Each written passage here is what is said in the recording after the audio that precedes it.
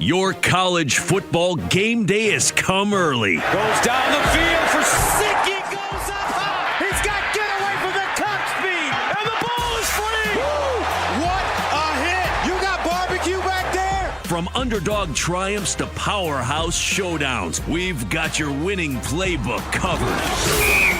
It's BetQLU with Chris Mack, RJ Choppy, and John Martin, presented by BetMGM. And welcome into the latest edition of BetQLU right here on the BetQL network, BetQL.com, the place where you get all your five-star bets.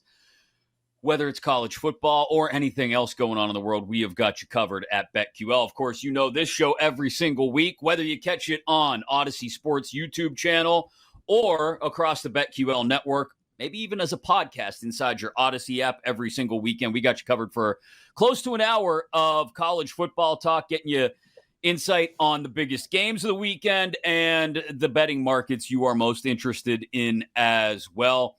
That does not change this week at all, alongside RJ Choppy and John Martin. Hey there. We welcome you in. And after 5 weeks, I guess we can start to look at the playoff picture, at least the very early playoff picture. Georgia ekes another tight one out against Auburn this time, guys. And Michigan ranked number 2, but who have they beaten? You've got Florida State, Texas, Ohio State, all involved in the conversation. You've got your triple threat match going on out in the Pac-12. A couple other teams still on the periphery of the conversation, including Penn State as well.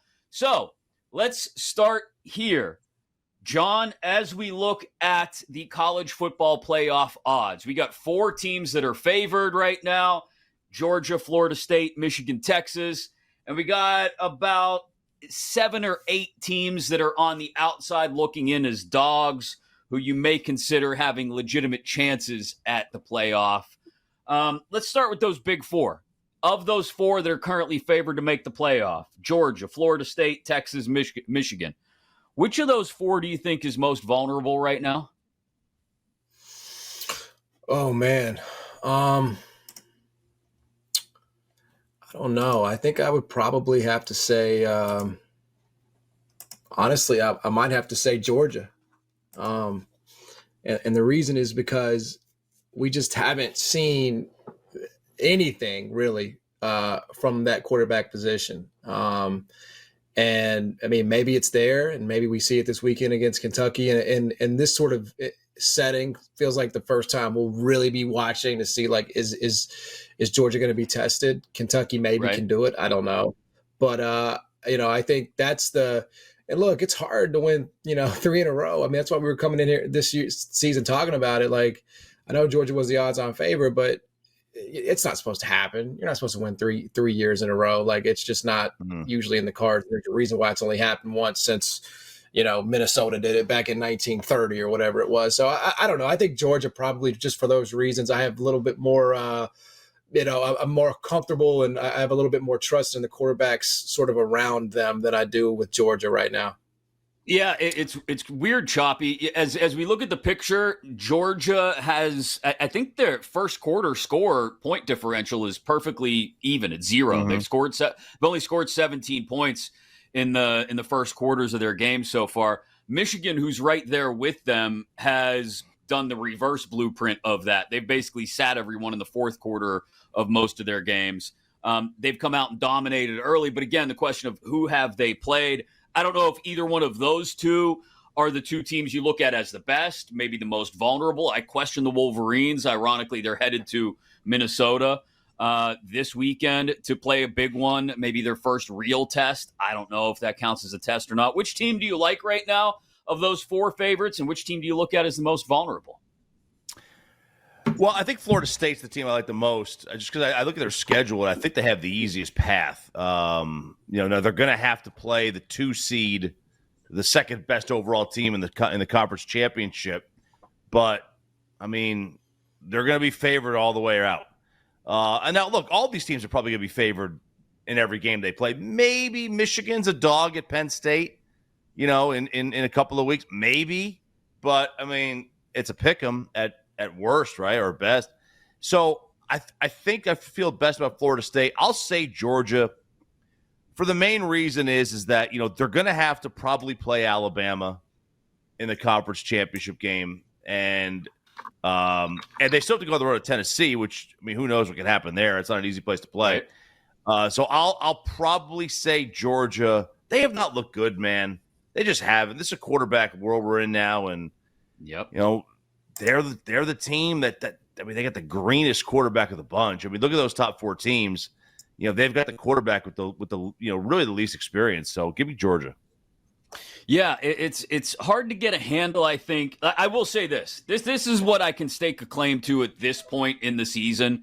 5 weeks into the college football season I can guarantee you at least one of those 4 teams will not be around when we get to playoff time. Like we're not in one of those years where you get the 4 early on and you feel like you can ride it out. We're not even at college football playoff selection show, time of year where we get that 3 or 4 weeks out from the actual top 4 being granted. I can guarantee you that I wouldn't be surprised if only one of those 4 is still around when we get to the very end. Like this seems like, John, this feels like the most volatile early in the season we've been in a good 5, 6, 7 years. Yeah, because it is. You have Texas, right? Do we really buy that? I can't. I don't know. Like maybe I'm just late to this whole thing. But I'm not quite there. Georgia's got quarterback problems. Florida State, probably should have lost to LSU, or at least that game should have looked a lot different than it ultimately did in the second half because of the red zone woes of LSU. Jordan Travis is good for some, bewildering throws, a couple times a game. So yeah, I think that's why. It's like you don't have like a dominant team. There's not one dominant team. There are teams that are slightly better. There are teams that take advantage of schedule. There are teams that have good quarterback play, but you don't have like that undefeated 13-0, no question. But like you just don't have that team that has that feel right now to me. Yeah, Choppy, I question whether Texas even gets through this weekend, I think. I have legitimate concerns about the game against Oklahoma, which we'll get into in greater detail later. But, there's a major flaw, it feels like, in each one of these teams. There is. Look, you could go down the list. I know there's only, 8 or 9 teams that we have listed, but there's probably 15, 20 teams. Basically, any one-loss team in the top 20, if they win out, they got a legit chance of getting there. Any one-loss team does. Now, maybe not like Duke. Duke's one loss, right? I think maybe not Duke, but the rest of them, I could seriously see just about any other one of those teams that have one loss finding their way in, or at least finding their way into the conversation at the very end. In terms of Texas they got flaws. There's no doubt about it. Their issues are going to be playing with success. That's always their issue. In Austin, and I know people in Austin don't think this happens elsewhere. They think they get too fat and happy down there, that no other college campus treats their athletes the way they do at the University of Texas. Nobody caters to athletes like they do in Austin, as if that doesn't happen everywhere else. That's the excuse they come with. They're the best thing the University of Texas is in the college football landscape is at making excuses as to why they aren't better than they actually are year in and year out. Huge test for them. Like I said, we'll get into Texas, Oklahoma in just a little bit when we go detailed on 3 huge games this weekend. As far as the teams that are not favored, that are plus money, dogs to make it to the college football playoff, Ohio State's plus 140, Penn State 250. You've got the trio of Pac-12 teams, Washington, Oregon, USC, all plus 340. Oklahoma's plus 360. You got Bama and Notre Dame back there as well at 7 and 750. You mentioned it, RJ. It feels like anybody with one loss at this point is still in the conversation. But, John, is there a team out of that bunch that I just named? Ohio State, Penn State in the Big Ten, Washington, Oregon, Southern Cal in the Pac-12, Oklahoma in the Big 12, or Bama in the SEC. We'll throw Notre Dame into the conversation as well. Any out of those group that you look at and say, yeah, they've got the clearest path to capitalize when one of the four current favorites falls out. For sure. And it's Penn State, man. Of course it's Penn State. I'm not saying they're going to do it, but you asked me about a path, my guy. So let me clear it for you. It's called the Big Ten schedule, and it's called having Michigan at home. And it's, in my opinion, a couple weeks away from knocking off a fraudulent Ohio State team. And if you're lucky, you're going to catch them before they have lost. And so the reputation that they're going to come into that game with, will still be pretty high. So, yeah, it's Penn State. And what I like about Penn State is that they know who they are. They know what they do well. They lean on that, and that's going to be pretty much good enough to beat 98% of teams in college football. So if you're talking about a team that's outside the current four, that I think there actually is still some value on to crack it, for me, it absolutely starts with Penn State because of the opportunities that I think they're going to have and take advantage of, at least in one with Ohio State, even though it's there. I don't care. I told you I can't wait to fade Ryan Day in his next big game. I'm trembling with excitement. I can't wait. And I know we're going to be getting 4.5, 6. I mean, it's going to be such a juicy number. I just cannot wait to press submit. Yes. Yes, that's awesome. You and Lou Holtz, he's coming after both of you. I told you, I'm serious. He's going to fall on his face, and it's going to be against Penn State. I'm telling you, we're even going to have to wait until Michigan. There we go. Oh, look, I'd be lying if I said I didn't put some money down on my boys, because at 140-1 with a win out and we're in schedule, that's a lock. If they win out, they're just not going to win out. That's the problem. The answer then is Washington. They get Oregon at home, and they go to maybe the most overhyped team in the world in USC, who has no home field advantage. The scary game for them might be at Oregon State. That might be the scariest game for them the rest of the way. Weird things happen in Corvallis, man. But I love Penix. I love him to death. I think Washington is that team. They've just been so dominant too in their wins. I mean, it's other than the Arizona game, which understandably is the most recent one, and may have some people trending towards the belief that Washington got fat and happy as well early on. I don't. They've just been utterly. They've just demolished teams, and I think I'm right there with you. If I have to pick a team from that trio of the Pac-12 that are there, in USC and Oregon and Washington, I think you're right, Choppy. The schedule falls Washington's way. I do think that there's a huge opportunity, John, for Oklahoma to do something this weekend. And again, we'll get into that game specifically, but Oklahoma, I think, is kind of lurking back there in a Big 12 where you talk about schedule advantages. They can get past Texas. It's wide open from there. I mean, I think my hesitation with Oklahoma is their coaching staff. I haven't put last year out of my mind. And I like Dylan Gabriel. I think he can do some really good things. And he's had a great career there at Oklahoma. But to me, it's big games. Am I really going to be able to get there and trust this staff and this quarterback in them? Yeah. That's why I like Penn State, because they played in those games. They've been in those big games. Oklahoma has historically, not under the staff though. So I think that's where, admittedly, if they're able, this weekend, if they're able to pull it off, that's great. That's a huge step for them. I'm skeptical.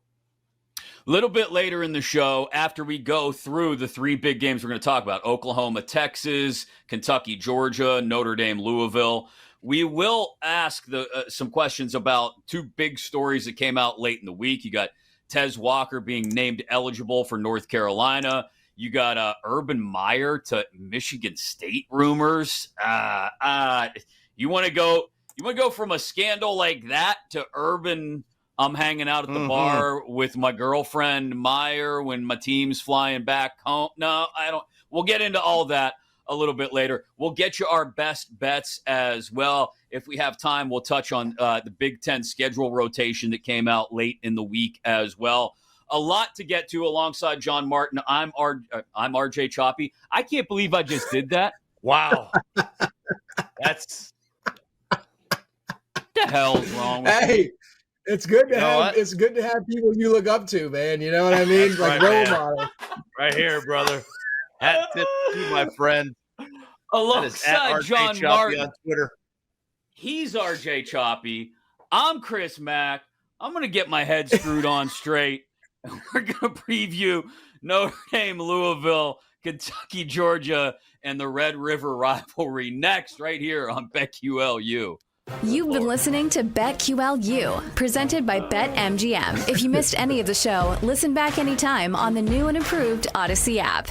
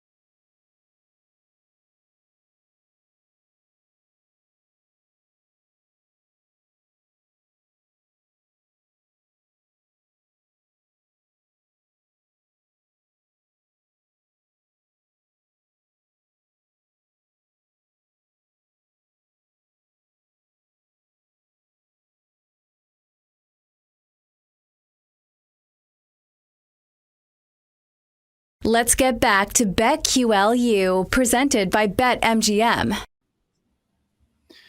And welcome back in. I am Chris Mack. I think maybe we'll clarify that a little bit later on.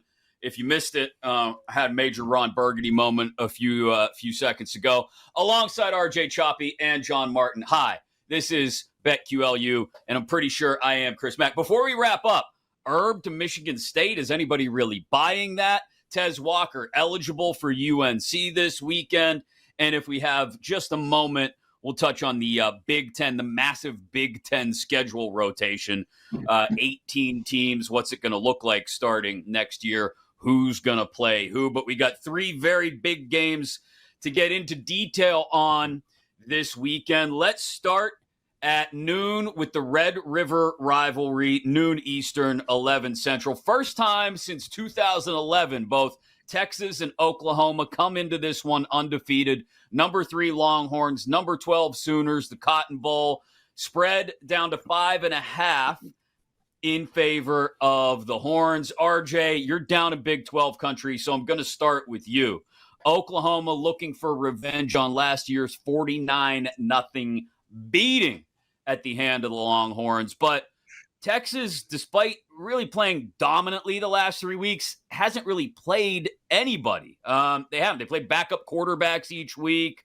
You go back a couple of years, they blew a 3-touchdown lead in this one, losing 55-48. Dylan Gabriel is back for this year's edition of the Red River rivalry after not playing with a concussion last year. What's your read on Oklahoma and Texas this weekend? Very tough to read. I think the line keeps going down, which I think I'm getting close to taking Texas.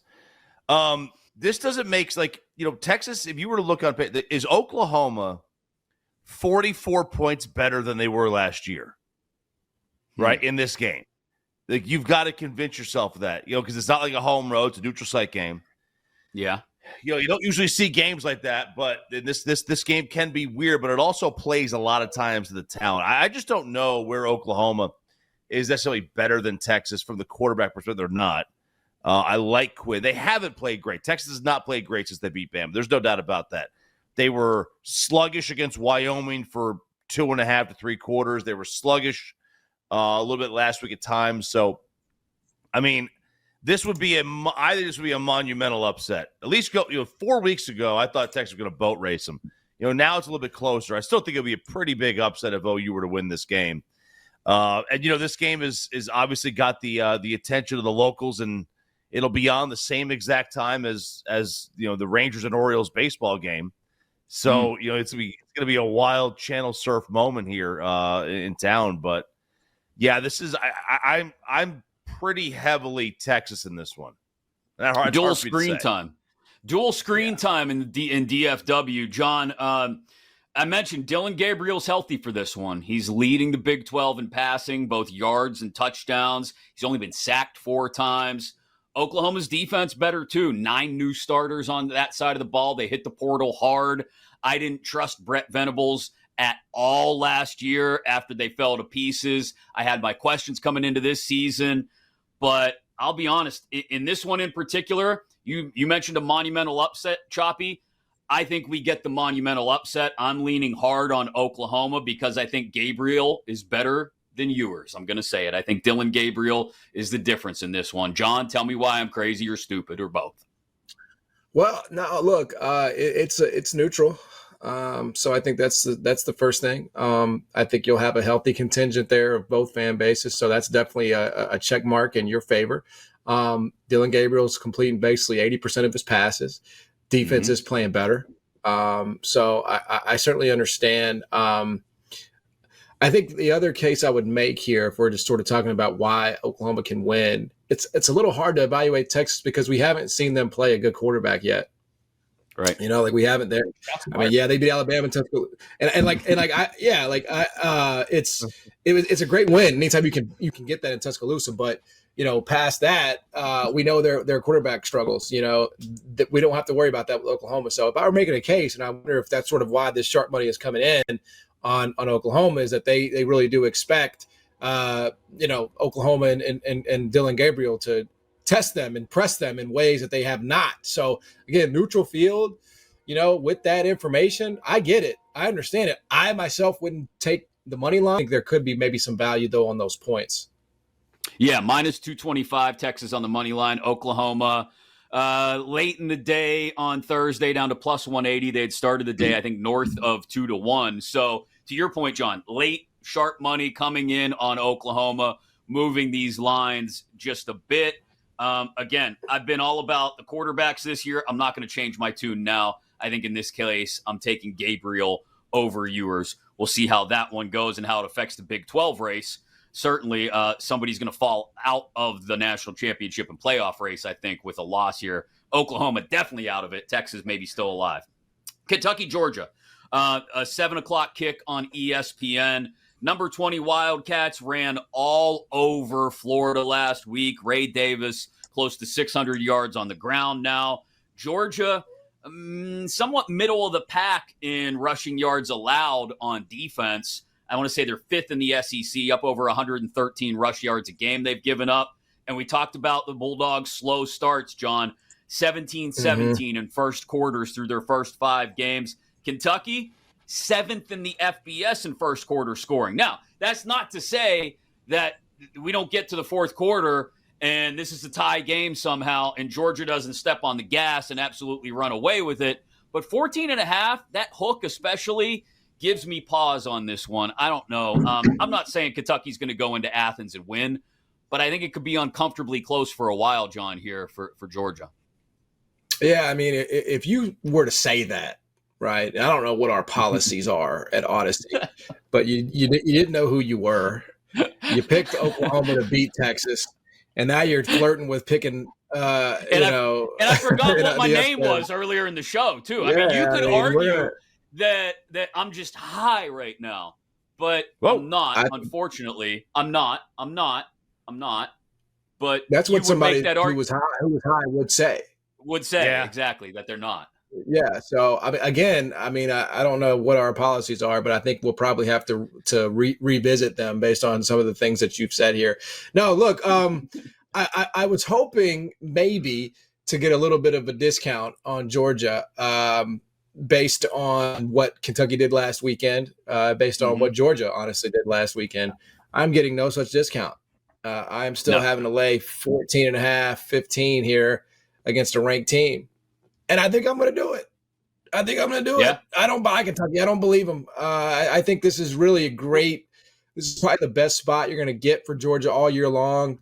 Kentucky's coming off a super emotional win. They're back in the top 25, probably feeling really good. Georgia's, people are down on Georgia because of how sort of sluggish they have looked. I think this is a really perfect opportunity to back Georgia in a game that I could see them winning probably by 4 touchdowns, honestly. Woo! Ooh. That indicates, Choppy, that we're going to see real Georgia show up. That's what John's saying here. Georgia wakes up from like a month-long slumber here and shows up against Kentucky. Yeah, that's the issue. Like they have been asleep at the wheel, like literally asleep. And here Kentucky never plays well when they go up in weight class. They're a very well coached team. They do a lot of things right, but when they go play in that deep end of the pool, they're like me. I can't. I don't swim. They're like me in the deep end of the pool. I'm just trying to get to the side, man. Just get me to the side. Volleyball pool kind of guy. Just get me to the side of that pool. With a cup holder. Yeah. I've got I do. I have the raft that sit around. I have the cup. That's what I'm in the pool for, man. I'm not in the pool to dive. I'm not in there to like go underwater. But like that's me. I'm Kentucky in a pool. I don't do well in the deep end, and neither do they. So they're up in weight class here. I'm the hook does scare me. It does. So I would probably stay away from that game. The hook is trying to entice Kentucky money, though. Like to me, it's so blatantly obvious. It's like, hey, look at this right here. The hook, come get it. You're right. Yeah, You're right. It is. And we got to understand that it's exactly what you said. Kentucky wants to play physical. They want to do the things that Georgia does, but guess what? Georgia does those things way better than you, and they're at home. and they're coming off of a down game. This is just such a get right spot for me. Like I love it. It might be my favorite bet of the weekend. You make a ton of great arguments, a ton of sensible arguments, unlike some of the ones I've made so far here today. Here's what I'll say. While the line has sat there at 14.5, the spread has sat there at 14.5 most of the week, I believe. I don't think it's moved very much, if at all. Yep. The total continues to come down to 47.5 last I looked. And if Georgia is going to run away and hide in this one, I would expect us to go over the total here, and I would not expect the movement down on the total. So that's the only thing that gives me pause, that I think is maybe makes this the one last time Georgia gets away with flirting with disaster is this game here. And they get away with it because they're at home, because it's Kentucky, and Kentucky doesn't want to get in a race to 30 or something like that. And that Georgia doesn't wake up until there's 7 minutes left in the ball game and they only win by 13 or 14. And it looks really, really ugly, but they get a turnover late or something. Maybe they even cover and they do win by 17, 20, something like that. But I have a feeling that this is still an uncomfortable one for Georgia, I guess, whether they cover or not, despite all the logical arguments that you made otherwise, John. All right. One more game we want to touch on here in some level of detail, and that's number 10, Notre Dame, laying 6.5 on the road at barely ranked number 25, Louisville, who we all look up and we go, Louisville's undefeated? What? Huh? Well, ACC, what are you going to do? Total is at 53.5. That has continued to come down throughout the week as well. Audric Estime leads the country in rushing. We know that should be the anchor and the focal point for a Notre Dame offense that, by the way, also has Sam Hartman. But he's only thrown one touchdown pass, RJ, in the last 2 weeks, your Sam Zaddy, after throwing 13 in the first 4 games. Both of these offenses are capable of explosiveness, both top 10 in FBS in plays of 20 or more, 30 or more, and 40 or more yards. But Jack Plummer, traditionally, this is the spot where he falls apart against the top 25 team. He's already thrown 6 INTs this year, tied for third in Power 5. He's 0-6 lifetime against top 25 teams, RJ. Tell me why Notre Dame doesn't put their thumb on the scale on this one and remind everyone of why, when they actually play with 11 players, they are a force to be reckoned with.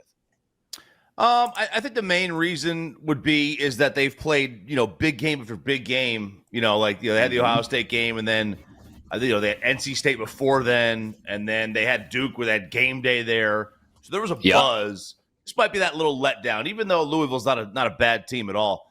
I do think Notre Dame is a good bet to cover the 6.5. I mean, that's a great number for a favorite. If you're going to take a favorite, 6.5 is a really good number to take with. So I mean, look, I've got to stand for my boy here, and I will. Sam Zaddy, just the Marlboro man of college football. Paul Bunyan wielding that axe, baby. That's what he's doing. He walks around with this, giant honking stick like I've got here in my hand right here. I mean, he just carries this thing around. He just carries what the hell is that around everywhere he goes. It's like some Lord of the Rings stuff right there. Daddy. What the hell is that? John, don't ask questions you don't want the answer to. John, tell me why this isn't a soft spot in the schedule after Ohio State and Duke before USC next week for for Notre Dame. I mean, I don't know. Louisville might be good. I mean, I watched them maybe, kind of, sort of, a little bit. By ACC standards? Wait. Right. Are you telling me this is like an Indianapolis 6 as opposed to a New York 6? Like, she moves to the big city and all of a sudden she's not the same anymore? Yeah, exactly. I mean, okay. I watched them a little bit last week against NC State, and they were down and out. NC State's awful, right? I mean, that quarterback should be congressionally investigated for some of the throws he was making, but and I was on the right side of it, so I appreciate some of those throws, believe me. But I think Louisville, they have some playmakers, man. They have some playmakers. The quarterback Plummer is pretty inconsistent, but he can make some throws when he's at his best. So I don't know. I mean, I expect Notre Dame to win, but I mean, they really shouldn't have covered the number against Duke there. Right. I mean, it was really close for the majority of it. I guess the 2-point conversion wouldn't have mattered anyway. They could have kicked it and gone up 6, but I don't know. I could see Louisville punching back in this one and going back and forth with them. I could see a bit of a shootout in this one. Yeah, I think I might be there with you, and that might point us in the direction of my best bet before we wrap up here. But yeah, I'm not buying on Louisville. I'm sorry, I'm not. They're right. This is last week in a weird way. Surviving NC State was probably the peak of their season, and from here, I don't know if it gets any better for them. So it was a look ahead, man. Come on, give them a break. It was a look ahead. Yeah, you're probably right. So Louisville, Notre Dame stinks. They're horrible. They're just dreadful. Yeah, and Louisville averaged like 2 yards a carry, I think, against them or something terrible like that. Yeah, when we come back, average like 10 a carry, man. It's ridiculous. Yeah, we'll give you our best bets. Also, on there in God's green earth, in this case, green, the operative word, is interested in hiring Urban Meyer. Would they really do it in East Lansing? And Tez Walker back for the Tar Heels. That's all on the way next year on BetQLU. You've been listening to BetQLU, presented by BetMGM. If you missed any of the show, listen back anytime on the new and improved Odyssey app.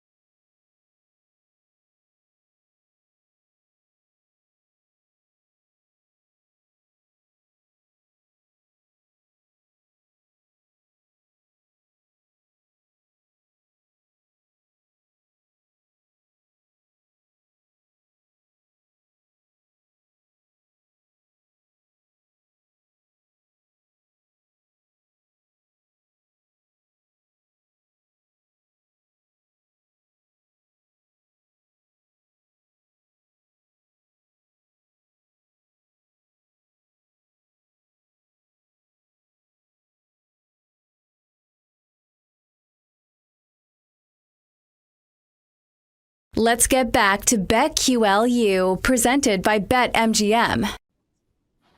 And welcome back in. We still got to get you our best bets here on BetQLU alongside John Martin and RJ Choppy. I'm Chris Mack, and interesting stuff happening late in the week. Tez Walker, let's start there with the Tar Heels getting their star wide receiver back. He has been declared eligible now by the NCAA after they received, quote unquote, new information that wasn't previously made available by UNC regarding his situation. This has been nonsense, I have a feeling, the whole way through. The on-field impact of this, guys, is that in an ACC where seemingly nobody wants to declare themselves the second best team to Florida State, this is an opportunity now for North Carolina to perhaps declare themselves and assert themselves as the second best team in the ACC. Laying 9.5 against Syracuse this weekend. Tez Walker, again, immediately eligible, John, in what seemingly is another NCAA eligibility nonsense case.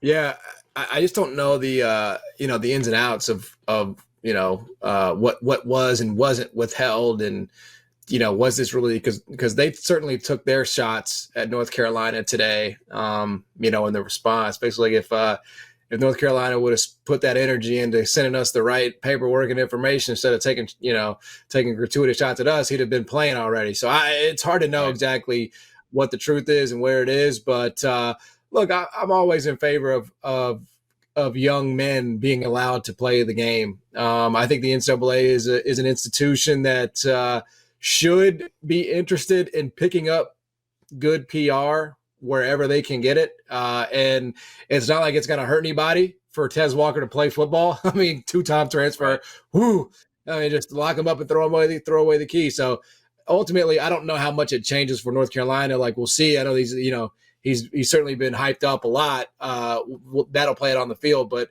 I'm always happy for somebody to get eligible and get a chance to play and win for the NCAA too, because they can say, look, we did it. We allowed him to play. So yeah. I guess everybody wins here. Choppy, this is North Carolina getting an opportunity here now, I think, at least on field, to actually – you look at their schedule now, and outside of a trip to Death Valley, they get Duke at home, they get Miami at home. There's not much left to test them here.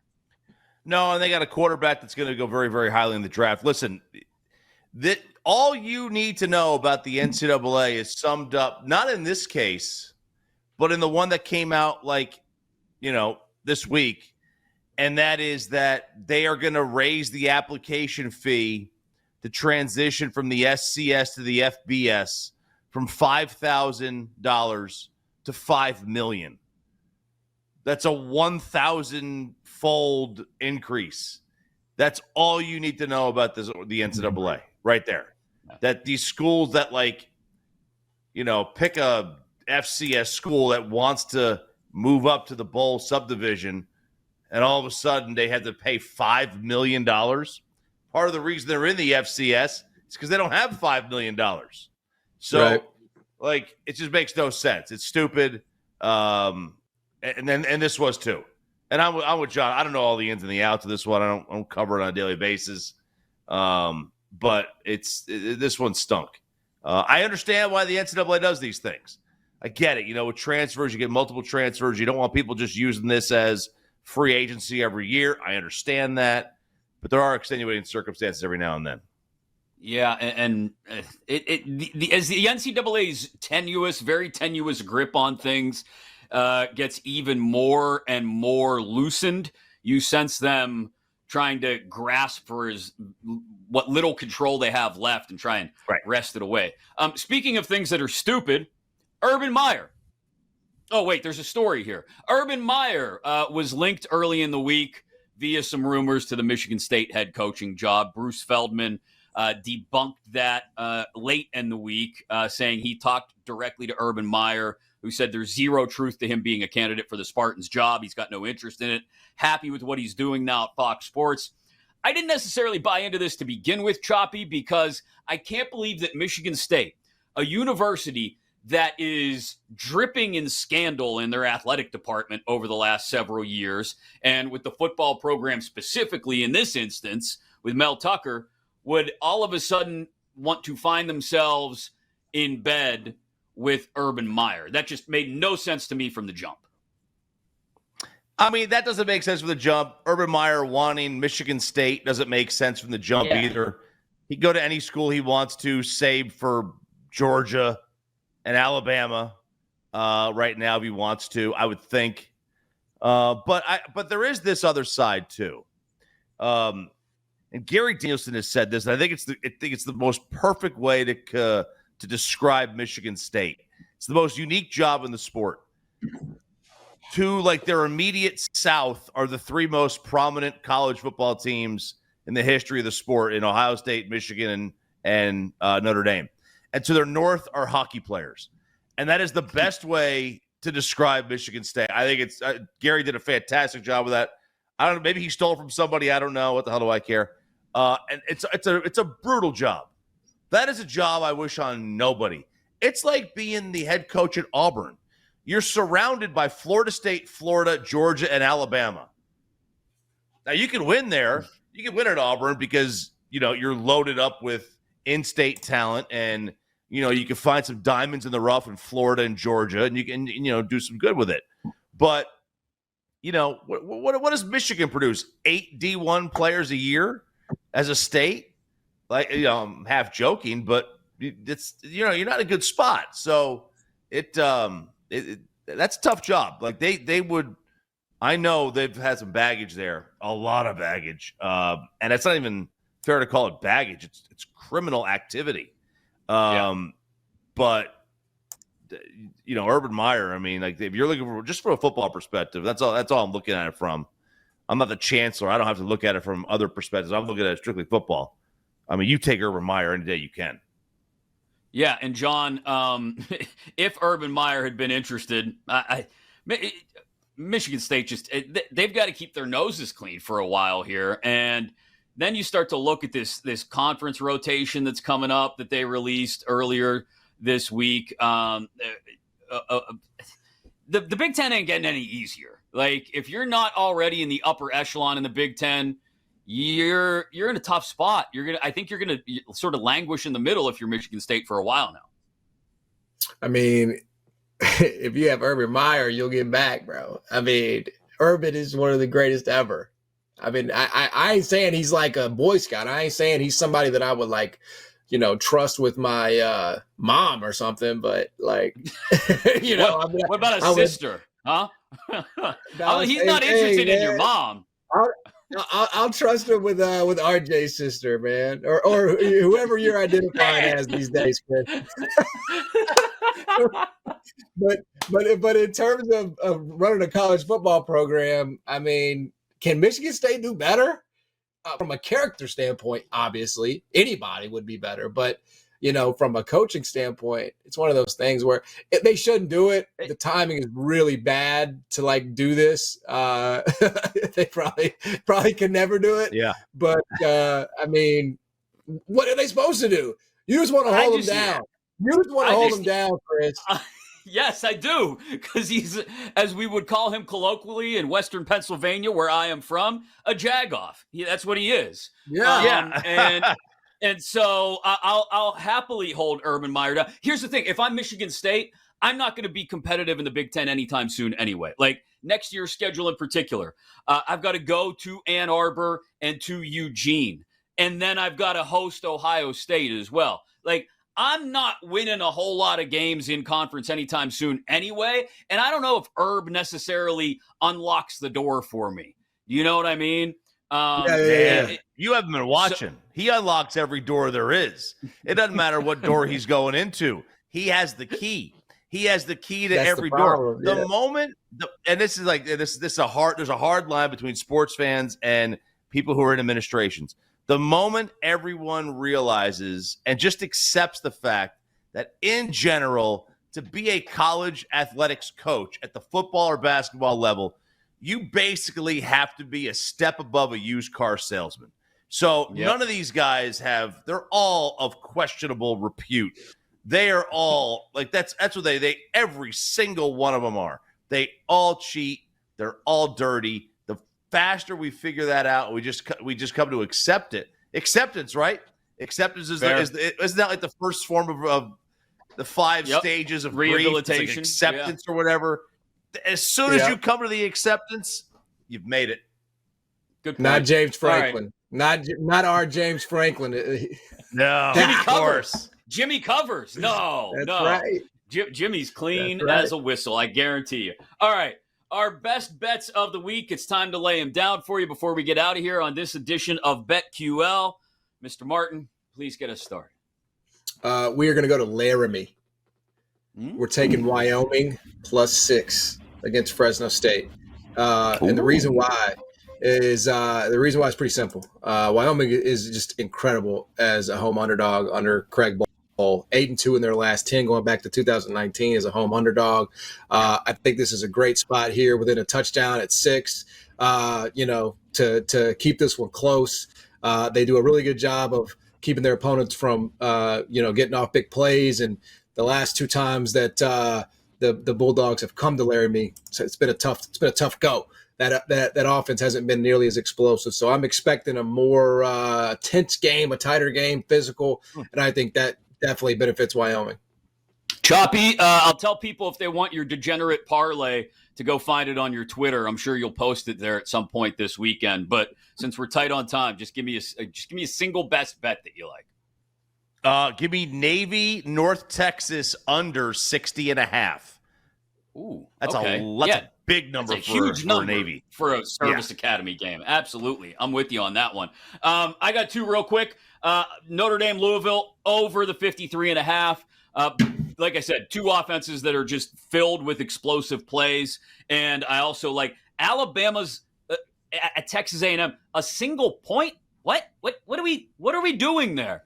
Alabama, the Aggies are about to step up in weight class over the next few weeks, and I think the Tide introduced them to it in College Station this weekend. So that is my best bet, Alabama against Texas A&M, as well as the over in Notre Dame Louisville. We'll track all those bets for you. You'll be wildly successful, no doubt. Get to BetQL right now. Check out all your 5-star plays, and be sure to come back every single weekend, however you consume it, YouTube, however you get your podcasts, live inside your Odyssey app. It's always here waiting for you. For Zach, our producer, for John Martin, for RJ Choppy, I think, again, am Chris Mack, and this has been BetQLU. You've been listening to BetQLU, presented by BetMGM. If you missed any of the show, listen back anytime on the new and improved Odyssey app.